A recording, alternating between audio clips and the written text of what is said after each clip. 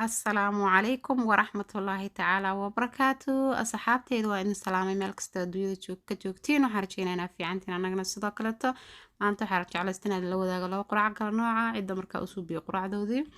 ana ciyaalkayga iyo masha Allah familiga anagana xasuubsanaya quracdeydii dad baa waxay iga weydiiyeen dhowr jeer qurac la isku caateeyo dadka sonkorta qaba u fiican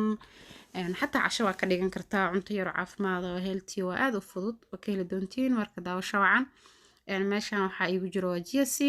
chia seed saasuu egyahay haddaan garanaynin qofkii garanayana wuu yaqaanaa kii kalena dee maba garanayo ka faa'iidayso marka halka waxaa iigu jiro blueberries waa kaasaa markaan soo diyaarsado soo dhaqay soo jarjartay strawberry waa kaasna strawberryga laftigiisa waa ina iska dhaqdid qudaartan beeriska aad u fiican yahay blueberryga iyo strawberryga iyo kulli xasuustaha dadka oo memory losska ku dhacaya maskax la'aanta yaa waxa hilmaamka badan haddaa ku jirtid badso insha Allah ka faa'iidayso mooskaas isticmaalaya dhibcaalaha jesiidka kugu celiyo wakaasa mar labaad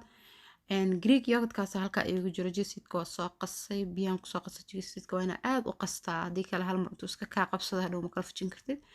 oo biyaha ku dhigtid 30 minute ugu yaraan haddaa siis ku isticmaashid uma fiicna caafimaadkaaga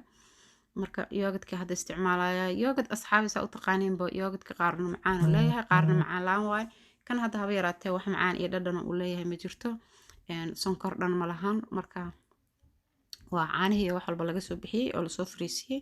oo dufana lahayn yogurtka mana qaar faad ku jiro laakiin kan faad dhan ma lahan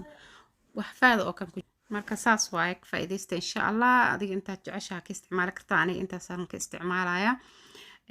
waxaan kusoo darsanayaa marka malab maadaama macaanka ku jiro dadka reer macaanka daa macaan jeceshahay kaleeto kaas waxa u baahan tahay wax dhadhan la subixi hadda yogurt waxaan kusoo darsanayaa malabkeeda organic waaye insha Allah ma isku badanaa qaado waaye hadduu ka yareen intaasaan kusoo darsaday waxaan isticmaalayaa macaan beeriska waa macaan blueberrieska waa macaan sida u taqaaniin iyo strawberryga kulli hadda chia seedka aan kusoo darsanayaa chia seedka markaa qasaysiin asxaabe biyaha waa inaad si fiican qaadada ugu walaaqdo ku qastid ugu yaraan 1 minute haddii kale asoo aan qasmin hadda inta biyaha ku shubto iska dhigtid oo iska kaa qabsanayaa marka saarti ma kuu noqonayo waa inaad qastaa fargeeto inta u qaadatid 30 minute ugu yaraan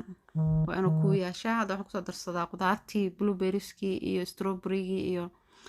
qudaarahan aad u fiican yihiin ka faa'iidaysta haddaa xasuustaydan ku yartahay calciumka kaleeto maskaxda soo celiya